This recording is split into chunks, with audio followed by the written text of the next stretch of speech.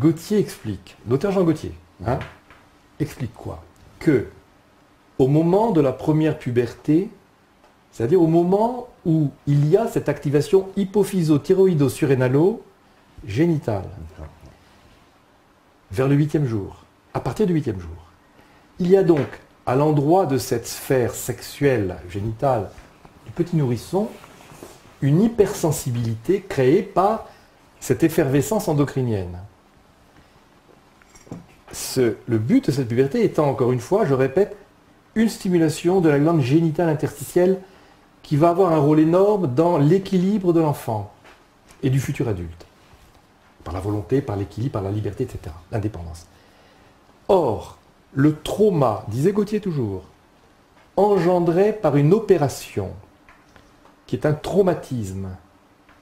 On ne peut pas dire le contraire. Je connais des gens qui ont assisté à des circoncisions. C'est très dur, même à voir. C'est rituel, mais c'est très dur. Gautier disait, ça a été contesté par des juifs à qui j'en avais parlé d'ailleurs, mais si Gautier l'a dit, c'est qu'il l'a vu écrit, il n'a pas inventé. Ça se pratiquait autrefois, dans les temps anciens, avec les dents. Avec les dents? Avec les dents. Donc Gautier l'a vu quelque part. Alors, s'il y en a qui écoutent, qui ne sont pas d'accord, peut-être, mais, Gautier n'a pas inventé. Gautier n'inventait rien. C'était un lecteur. Traumatisant. Voilà. Alors, il va se passer dans cette sphère génitale extrêmement tendre et sensible un trauma qui, dit-il, ne va pas manquer de créer dans cette sphère très circonscrite, mais très sensible surtout, un empêchement, une sorte de barrage à ce développement qui est engendré, qui est dans un processus naturel d'évolution de cette génitale. Il va y avoir comme un empêchement de ce développement génital. Or, quand on sait que la génitale est la glande de l'équilibre, alors attendez, je raisonne, mais il ne faut pas trop voir les implications parce qu'on ne va pas en sortir, mais la glande de l'équilibre, la glande de la volonté, la glande du courage, eh bien, on peut penser que ceux qui sont circoncis au 8e jour peuvent avoir certaines difficultés à répondre à ces critères. C'est tout ce que je pourrais dire.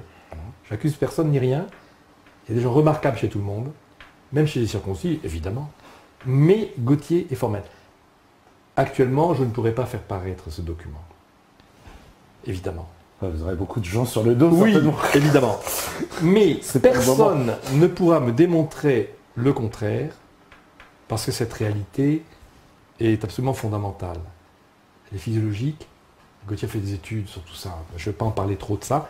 Mais voilà pourquoi Domène, qui était juif par sa mère, était un prosélyte de l'anti-circoncision. Il voulait faire qu'on supprime la circoncision. Alors voilà, c'est tout. J'ai expliqué pourquoi, les conséquences. Parce qu'on nous a dit ça. Alors, sur les... voilà. Attendez, j'ai pas tout dit. Allez-y. J'ajouterai une chose, c'est que chez ce peuple de circoncis au 8e jour, il y a une hyper-intelligence qui est connue. Elle vient d'où? Elle vient du fait que la circoncision apportant une atténuation relative, bien sûr, pas absolue, heureusement, parce que à ce moment-là, on irait vers la folie, mais relative, va permettre, et cette génitale étant un régulateur, un équilibrage opéré, une sorte de gyroscope qui étouffe les glandes qui seraient trop puissantes, mais qui stimule celles qui seraient trop faibles. Donc équilibrage, glande de l'équilibre, la génitale, ne pas oublier. Eh bien, chez donc les circoncis, ce régulateur n'étant plus suffisamment opérationnel, somatiquement, et peut-être même intellectuellement d'ailleurs, nous avons 3 glandes qui vont s'hyper-développer à cause du fait que la génitale n'opère pas suffisamment sur ces glandes. Et donc l'hypophyse va devenir hyper, la thyroïde va devenir hyper, et les surrénales vont devenir hyper. Ça donne des gens, parce que l'intelligence, l'adaptation viennent de ces 3 glandes. La génitale ne donne que la régulation, le libre arbitre, la modération, la volonté, le contrôle, la concentration, tout ça. Enfin, concentration, oui, volontaire. la tension aussi. Mais l'intelligence pure, mathématique, il y a chez eux des génies des mathématiques. Les exécutants en musique surpassent tout le monde. Rachmaninoff, Yehudi Menuhin, il faut les voir.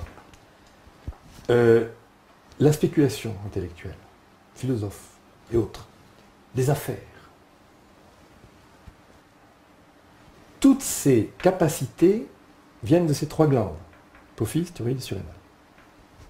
Ils sont considérés comme supérieurs en intelligence à cause, alors c'est ma démonstration, du fait que la génitale n'a pas opéré un réglage suffisant qui permet à ces trois glandes de monter dans les étages. Voilà l'explication. C'est très intéressant. Ça veut dire qu'il y aura une espèce de compensation quoi, des autres glandes du fait de la circoncision. Voilà, c'est ça. Parce qu'il y a beaucoup de gens circoncis, je sais qu'ils nous regardent. Donc... Oui, mais c'est Gauthier. Hein, mais quand cette circoncision n'a pas lieu au 8e jour, c'est différent. Hein. Ah d'accord, voilà, à préciser. Chez les Arabes, notamment, c'est vers 8 ans, 12 ans. Alors voilà. Ça dépend des peuplades. Mais c'est le 8e jour qui est important. À partir du 8e jour. Alors, voilà peut-être un secret de la communauté juive, alors de leur réussite, de leur succès. Ah ben, c'est tout à fait ça. Gauthier a découvert des choses absolument sensationnelles, des choses, mais j'en ai 8 à 10 000 pages. Alors vous savez, on n'est pas sorti de l'auberge. Mais j'avais une prof d'économie dans ma clientèle il y a 25-27 ans, qui était juive tunisienne et qui m'a dit « Oh, c'est passionnant !» Parce que je lui avais raconté ça, elle m'avait dit « Oh, vous devriez venir parler à Radio J, ça les intéresserait, ils sont très ouverts. » C'est vrai qu'ils sont très très ouverts, les juifs. Alors non, parce que je ne voyais pas parler de ça dans une radio quand même, mais elle m'avait dit ça, ça les intéresse. Ah, moi je trouve ça assez passionnant comme sujet. Alors, qu'est-ce qu'on nous dit encore voilà. Alors, parce que là, il y a des questions, oui. Il y a des questions, mais si ça va tellement vite. Voilà. Ah, on nous demande, est-ce que ça peut avoir une influence sur les drogues et la prise de drogue, les glandes? Oh, mais totalement. Ah, on est en plein dans le sujet alors. Totalement. C'est-à-dire que donc les prises de drogue sont liées au fonctionnement, vous pensez, donc de ces glandes-là? Attention, alors c'est un peu différent. La drogue est un excitant. Oui. C'est un euphorisant. L'euphorie, c'est la thyroïde. Car tout ce qui est plaisir, tout ce qui est stimulation, tout ce qui est euphorie, tout ce qui est excitation, est toujours thyroïdienne. Alors ça, il faut bien le savoir par cœur. On le sait comment? On le sait de différentes façons, mais on le sait surtout par le fait que ceux qui sont hypothyroïdiens sont le contraire de tout ça. Ils sont là, tranquilles, ils n'ont pas d'euphorie, ils sont égaux.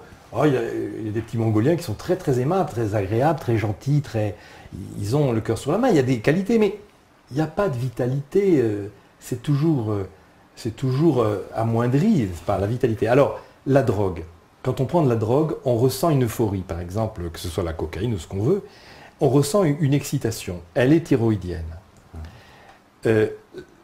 On a parlé de l'influence sur le cerveau. Je suis obligé, logique avec moi-même, de dire que le cerveau n'est pas impliqué du tout, et que si on trouve, c'est toujours pareil, si on trouve dans le cerveau des anomalies qui seraient dues à la drogue, c'est en raison du fait que les perturbations endocriniennes produisent sur les neurones des perturbations qu'on peut attribuer au cerveau, mais qui sont par les drogues, mais qui ne sont pas d'origine cérébrale. Toujours pareil. Le primat glandulaire, l'alcool par exemple, agit parfaitement sur les glandes. Il y a un article qui est sur Internet, sur mon site, j'avais écrit il y a 25 ou 30 ans, sur l'origine de l'alcoolisme, comment ça fonctionne. Qu'est-ce que c'est que l'alcoolisme? Je prends l'alcoolisme parce que c'est aussi une sorte de drogue. Bon, c'est pareil pour les autres drogues. Bien sûr. Celui qui devient alcoolique, c'est tout simplement parce qu'il ressent par l'excitation de l'alcool, qui est un excitant thyroïdien, une euphorie d'abord. C'est-à-dire une augmentation de sa vitalité. Et donc, de son plaisir de vivre, d'une adaptation meilleure. On a besoin d'être bien adapté, d'être euphorique, d'être en forme. Et l'alcool contribue, comme d'autres drogues d'ailleurs, à cette euphorisation. La difficulté, c'est que à la clé, il y a le problème de l'addiction. C'est que quand on prend de l'alcool, comme tout autre exemple, je prends celui de l'alcool là, comme exemple, il va y avoir une excitation de plus en plus, enfin pas de plus en plus, qui va être répétée par les prises d'alcool, mais la thyroïde, elle va se fatiguer. La thyroïde est un organe qui est vital. Il nous fait vivre. On ne peut pas vivre sans thyroïde. On ne peut pas. D'accord. Il nous fait vivre, elle nous fait penser, elle nous fait agir, elle nous fait dormir. Elle nous fait nous réveiller aussi. On parlera du sommeil une autre fois, hein, je crois. Cette thyroïde, elle se fatigue si on la stimule de façon artificielle, trop systématique. Si elle baisse de régime, ça signifie pour la personne que sa vitalité va diminuer. Donc le plaisir de vivre, sa vitalité, son adaptation, tout son être va diminuer de régime. Il va être fatigué. Il va devoir faire appel à sa drogue pour maintenir le niveau de vitalité. Mais au fur et à mesure qu'il prend cet excitant, en raison du fait que la thyroïde se fatigue, il va devoir augmenter la dose de cet excitant pour maintenir le même niveau d'excitation thyroïdienne. Danger. Pourquoi? Parce qu'on va vers un épuisement de la thyroïde. Il ne faut pas oublier que la thyroïde fait vivre, fait fonctionner, nous fait battre le cœur, nous fait agir sur le pancréas, sur le foie, sur les intestins, sur l'estomac, sur la digestion, sur l'imagination, sur la pensée, sur la concentration. La thyroïde, elle est partout, partout, partout. Si la thyroïde diminue de régime en raison d'une fatigue artificielle due à l'excitation d'alcool, nous allons voir des gens qui risquent de tomber dans un coma éthylique, qui risquent de perdre même la vie éventuellement, car la thyroïde est la glande de la vie. Le bouquin que je vous ai passé, c'est le titre, la glande de la vie. Et voilà pourquoi l'alcool est dangereux. Il est dangereux à cause du fait qu'il engendre une addiction. L'addiction, c'est un esclavage qui est entièrement thyroïdien.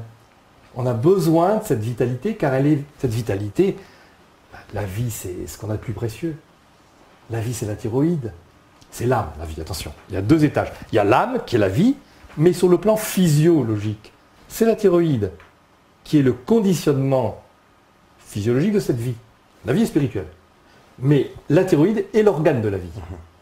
Et que si on fatigue trop sa thyroïde, là je ne parle plus des drogues, si quelqu'un est un accro au travail, quelqu'un qui se dépense en énergie, surtout à un certain âge, après 40 ans, 50 ans, etc., si donc quelqu'un exagère dans ses activités, surtout si d'ailleurs sa thyroïde baisse de régime, parce qu'il se fatigue, il va avoir recours à du café, à de l'alcool, du whisky, que sais-je, pour donner toujours à sa thyroïde le même régime adaptatif, il peut un jour perdre la vie par épuisement thyroïdien. Et le docteur Gautier disait, c'est tout à fait, pour moi, très simple, mais très révolutionnaire, que la mort des hommes d'affaires, c'est une conférence qu'il avait faite un jour, la mort des hommes d'affaires, mais tout le monde, même sans être homme d'affaires, on peut mourir d'un arrêt thyroïdien, vient d'un arrêt thyroïdien. Donc les gens qui s'épuisent meurent subitement, peuvent mourir subitement, ils s'effondrent, ils sont morts. On ne sait pas pourquoi. Parce qu'on dit que c'est une crise cardiaque. On dit que c'est une rupture d'anévrisme. Parce que la nature ayant horreur du vide, on veut donner une explication. Mais c'est une pure hypothèse. La preuve, c'est qu'il y a des footballeurs de 23 ans qui s'effondrent sur le terrain de football. Soit qu'ils aient pris une drogue qui a fatigué leur thyroïde, soit qu'ils se sont donné beaucoup trop d'activités sportives qui ont exagéré et qui a fait que la thyroïde a lâché. Mais la mort subite, c'est la thyroïde qui s'arrête. Personne ne dit ça. Personne. Les morts subites, il y en a beaucoup. Beaucoup de gens meurent subitement. Mais dans ce cas-là, nous pouvons savoir, par l'entourage, etc., qu'il y a toujours eu des prodromes. Qu'est-ce qu'un prodrome? C'est un signe avant-coureur. Des gens qui ont des avertissements, par exemple, ils ont un malaise, 50 ans, 60 ans, peu importe, mais déjà à un certain âge, quand quelqu'un force un peu sa nature, quand on est jeune, ça risque moins, 20 ans, 30 ans. Mais quand on prend de l'âge, attention à l'activité, ils ont des signes avant-coureurs, c'est-à-dire qu'ils ont soit des malaises un peu cardiaques, des malaises généraux, un peu de fatigue, un peu d'angoisse, enfin, qui les arrêtent pour une après-midi ou une journée. Ils vont consulter un médecin, généralement c'est le cardiologue. Le cardiologue ausculte, voit qu'il n'y a rien de spécial au cœur, conscient de son travail quand même, sa valeur, il dit attention, bon, vous avez ce malaise, bon, vous travaillez beaucoup, oui, je travaille beaucoup, mais faites attention, hein, reposez-vous quand même, faites attention. Bon, il n'y a rien au cœur, bon, pas de problème. Il veut rasséréner. Mais il ne fallait pas rasséréner. Il faut faire peur au contraire. Ah oui. Parce que vous sauvez la personne d'un infarctus foudroyant peut-être de 3 ans après. Ça, c'est le docteur Jean Gauthier. L'hyperactivité donne en général, donc je répète, des signes avant-coureurs qui devraient nous mettre en garde contre un hyper-travail, d'hyperactivité, des soucis, des préoccupations lancinantes, etc., de manière que nous n'ayons pas cette possibilité de perdre la vie subitement. Donc il y a toujours des signes, mais il faut savoir les identifier. En général, les signes, c'est qu'on a fait 2-3 ans avant, ou peu importe, quelque chose qui nous avertissait d'un signe où la thyroïde donnait des signes avant-coureurs d'une fatigue qu'elle avait. Ça n'existe pas. Quelqu'un, tout d'un coup, sans prévenir, s'écroule. Il y a des choses qui montrent qu'elle est capable de se fatiguer. Dans ce cas-là, il faut être très prudent.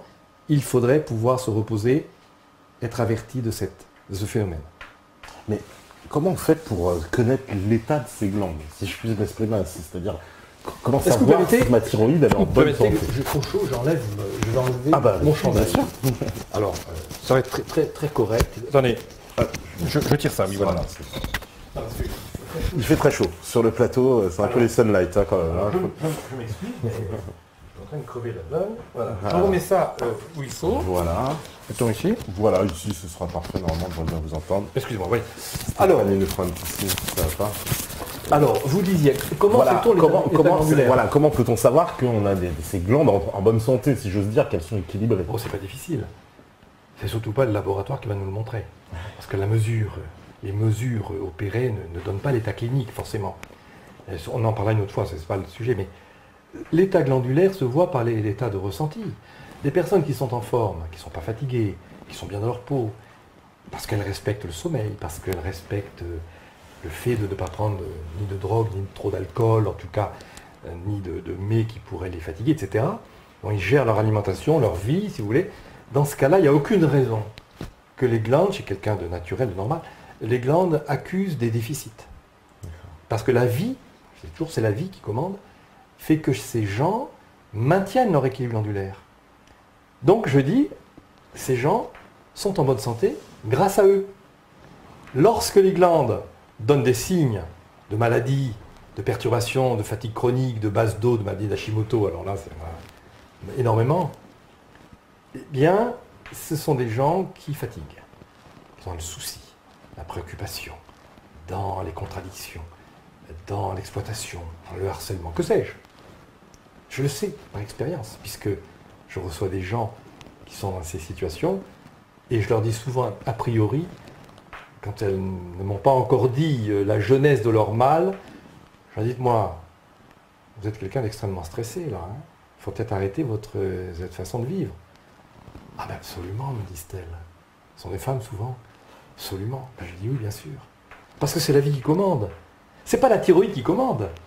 C'est la vie qui commande. La thyroïde, c'est un instrument de la vie.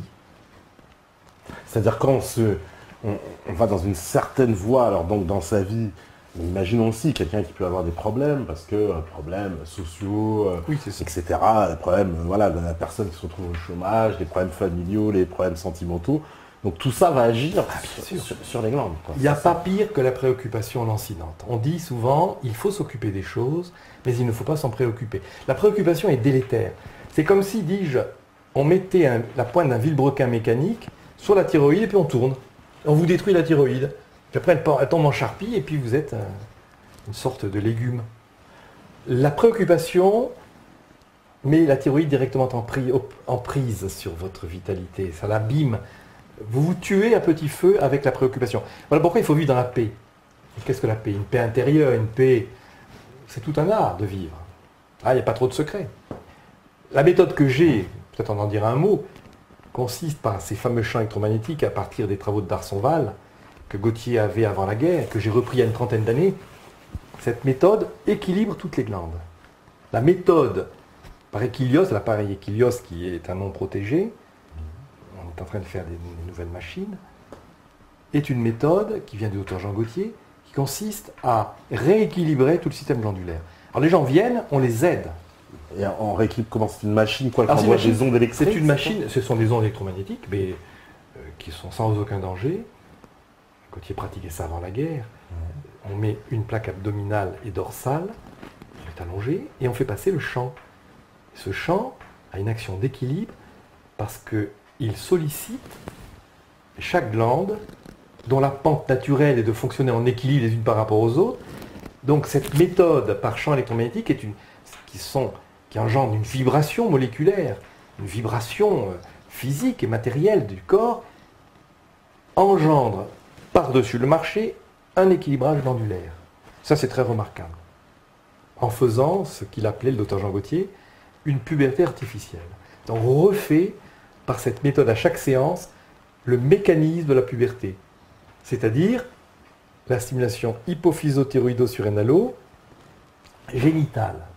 Et de fait, témoignages de nombre de patients qui me disent « je sens mes glandes génitales travailler, si vous voulez ». Il y a une action génitale, parce que l'hypophyse agit sur la génitale, et c'est un très bon signe, ça veut dire que la génitale est en train de reprendre du poil de la bête parce que son rôle, c'est d'avoir une action rétroactive sur chacune des glandes endocrines. Elle a un rôle régulateur, elle a un rôle modulateur. Voilà pourquoi elle est très importante dans l'équilibre.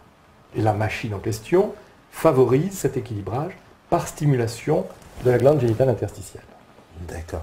Alors, j'aimerais bien rentrer dans un sujet que je vous ai entendu aborder, c'est justement sur la sexualité. Oui. En particulier sur la masturbation. Vous étiez...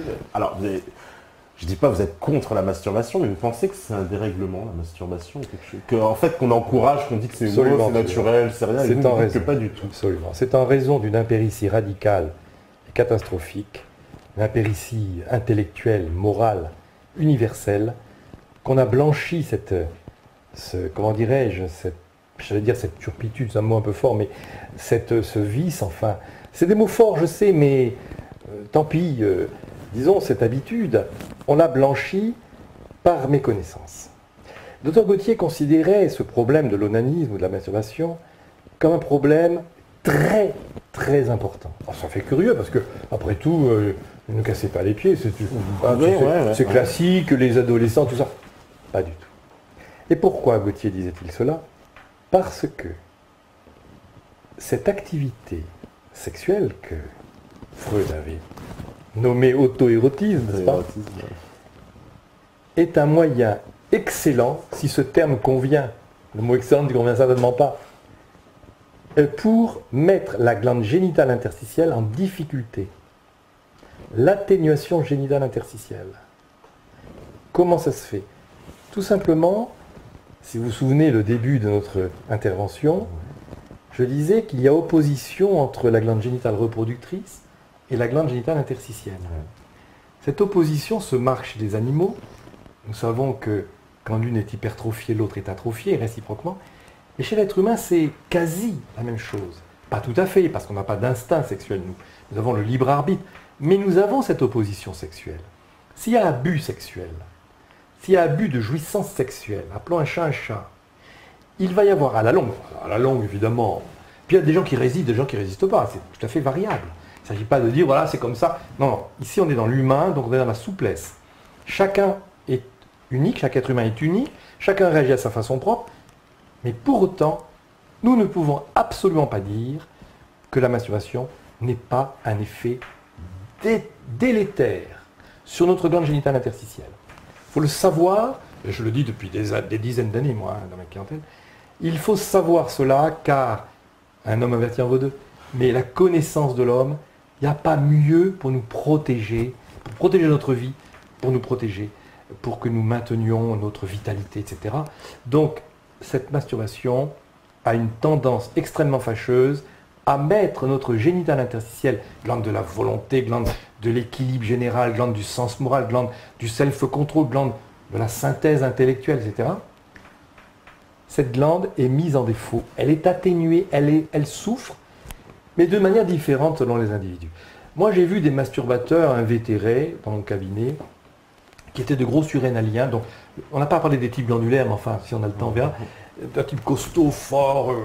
Et ces gens sont très résistants parce que la surrénale est une glande de combativité, de puissance physique, de puissance musculaire, et elle donne une certaine résistance, surtout si l'hypophyse est là derrière. Et la masturbation n'a pas les mêmes effets que chez un thyroïdien pur. Le thyroïdien, c'est un longiligne, c'est un fragile, c'est un émotionnel. Attention, alors chez eux, la masturbation est tout à fait délétère et gravissime. Au point d'engendrer, tenez-vous bien, ici on est vu en télé, mais ça fait rien, la schizophrénie. Voilà. Dans mes bouquins, tout est expliqué. On ne le sait pas, eh bien je suis là pour le dire.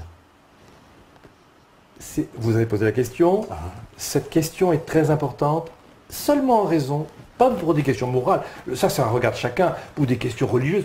Non, je ne suis pas là pour faire ce genre de choses, même si je le pense d'un côté, mais ce n'est pas mon problème. C'est en raison d'une conséquence purement endocrinienne. La masturbation va mettre en difficulté, c'est tout ce que je peux dire, sinon pire, en atrophie potentielle, cette fameuse glande qui est la glande de notre véritable identité humaine. Volonté, altruisme, sens moral, concentration, finalité. Qui va dire ça? Personne. J'ai vu dans des ouvrages, ou en tout cas dans des revues, moi j'ai tout vu, vous savez. Oui, dès qu'à vous masturber, c'est très bien, parce que là, ça va vous faire dormir. Bah, on l'a vu, oui, c'est limite banalisé, j'ai envie de dire. C'est banalisé, oui. C'est tout à fait ça. Alors, moi j'ai vu des choses. J'ai eu une femme qui me disait, ah ben mon gynéco, j'ai 50 ans, je suis veuve, il dit, il faut vous masturber un peu comme ça. L'autre m'a dit, oui, j'étais dans un état de furie terrible, connaissant ce que je connais. Et alors elle n'était pas d'accord, évidemment, avec son médecin. Elle disait, mais moi ça me fait mal à la tête, moi ça ne me plaît pas du tout. Et elle suivait son médecin. Moi j'ai vu des choses aussi invraisemblables que ça. Donc on est dans une pourriture morale, d'abord, parce que dans une impéritie de connaissances. Donc voilà ce que je voulais vous répondre. Gauthier en parle pas mal. Il y a 2 livres où je parle copieusement de cela. C'est le livre sur les maladies mentales et le livre sur la sexualité, bien sûr. En long, large, en travers. Donc voilà. Alors, cette activité, alors, je vois l'objection qu'on va me faire. Je peux continuer ou pas? Continue. On va me poser la question sûrement. Et monsieur, la sexualité, c'est un bien que je sache. Oui, bien sûr. La preuve, c'est que mon titre de bouquin, c'est « Connaître l'harmonie, mais aussi », j'ai mis « le danger de la sexualité ». Danger à cause de l'auto-érotisme, harmonie, parce que l'acte sexuel naturel et avec un amour en plus, c'est parfait. C'est tout à fait dans la nature des choses. Et c'est en plus un stimulant de la génitale interstitielle. C'est l'inverse. Parce que l'amour, n'oubliez pas que l'amour, c'est-à-dire l'altruisme, on va dire plutôt l'altruisme que l'amour. L'altruisme, la capacité que j'ai d'aimer l'autre, c'est une capacité qui me vient, permettez le terme un peu matérialiste, je suis désolé, il ne faut pas dire ça, mais enfin, qui vient de la génitale. Il ne faut pas dire qu'il vient, il faut dire que l'amour est conditionné par un fonctionnement génital, c'est plus juste. Parce que l'amour est une faculté libre, donc on ne peut pas dire qu'elle vient de la génitale. Mais cette capacité que j'ai d'altruisme est totalement conditionnée par ma génitale interstitielle. Et c'est pour cela qu'un schizophrène n'a plus aucun amour possible de ses proches et de tout le monde. Et les psychiatres le savent. Alors on me dit, un contre-exemple de votre théorie, on a trouvé un remède à l'alcoolisme, le Blacophène, qui agit précisément sur les neurotransmetteurs du cerveau, générant une stabilisation des humeurs. C'est Grégory Coffroy. Vous connaissez. Ah, voilà. Non, je suis habitué à tous ces genres de choses. Ah, parce que vous connaissez cet argument, on vous l'a déjà... Je ne connais pas directement l'argument, mais je connais tous ces arguments qui se ressemblent. Les travaux qu'on mène sur les neurotransmetteurs ont des résultats. Et en raison du fait que la prémisse de fonctionnement, c'est le cerveau qu'on voit et pas le reste, et on dit, il y a une stabilisation, il y a quelque chose qui se passe dans les neurotransmetteurs, donc c'est bien le neurotransmetteur qui est impliqué dans telle activité d'alcool ou autre. Mais c'est la thyroïde qui gère tout le neuronal. Tout le neuronal est géré par la thyroïde, embryologiquement. Je vous ai dit déjà qu'il n'y a pas de synaptogénèse, il n'y a pas de mélanisation sans thyroxine. La thyroïde gère toute la mémorisation. S'il n'y a pas de thyroïde, on n'a pas de mémoire, on n'a pas de langage, on ne marche pas, ou on marche à 6 ans ou 7 ans. Le neuronal, d'ailleurs la relation entre le neuronal et la thyroïde se voit dans certains cas, comme le BASDO. La maladie de BASDO, c'est une maladie d'hyperthyroïdie, avec goitre, parfois exophthalmie. Ce sont des gens hyper nerveux, hyper furieux, hyper émotionnels. Cette nervosité provient de la thyroïde. Il n'y a pas du système nerveux. La nervosité, c'est la thyroïde qui la donne. Parce que l'hormone de stimulation du neurone, c'est la thyroïde. Les hypothyroïdiens ne sont jamais nerveux. Alors, tout ce qu'on trouve dans les neurones, c'est éternel. Il y a encore des théories qui disent que la dopa pour le Parkinson, on donne de la dopa, ça améliore un tout petit peu parce que tout ce qui touche le neurone touche les glandes et réciproquement, mais la dopa ne guérit jamais les Parkinsoniens. Jamais. En revanche, j'ai des résultats avec les Parkinsoniens, moi. Ouais, avec la méthode.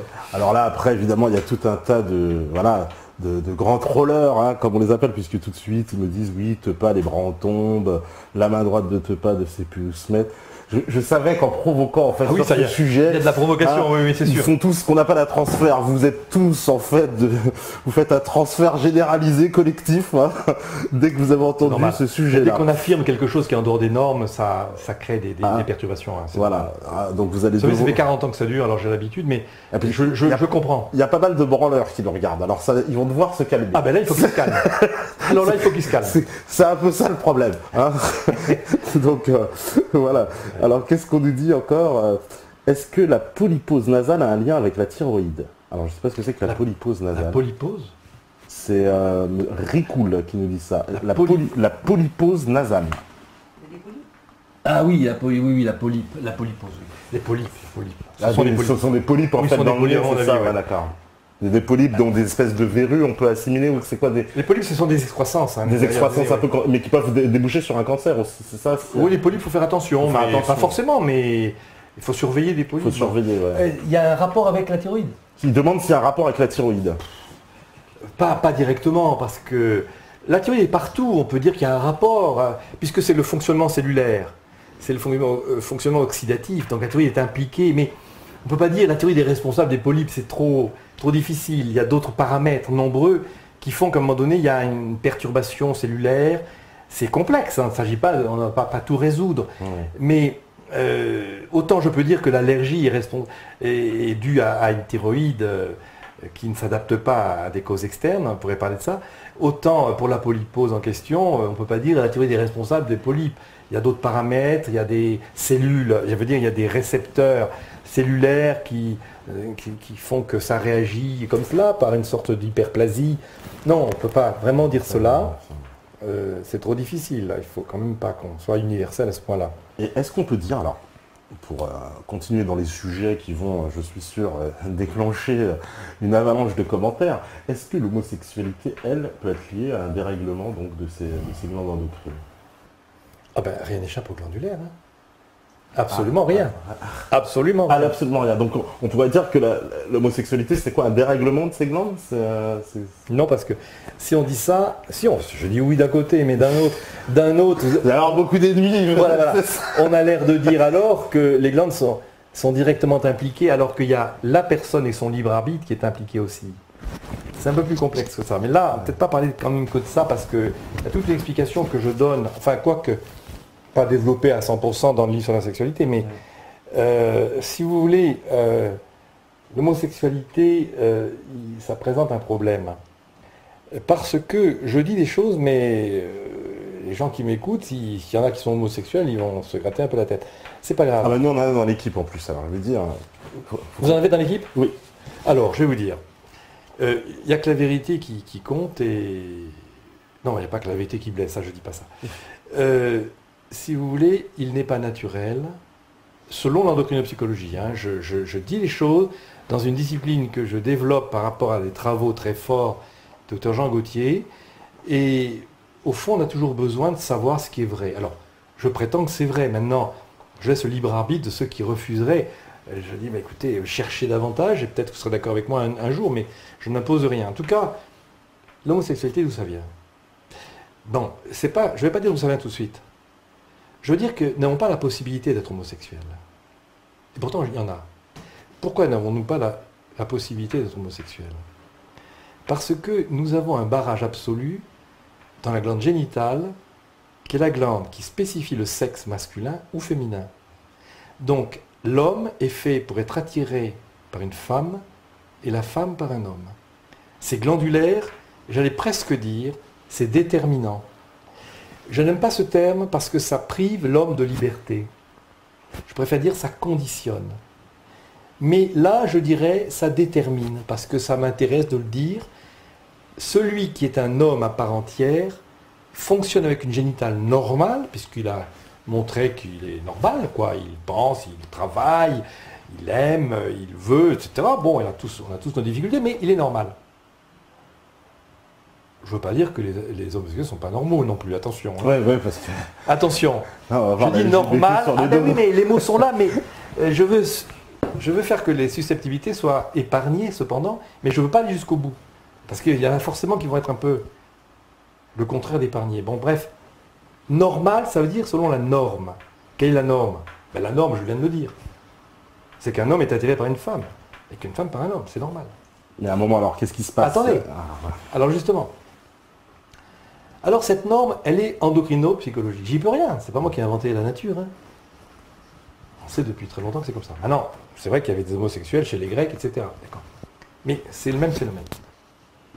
Lorsqu'on arrive à cet état d'homosexualité, c'est-à-dire une attirance pour le même sexe.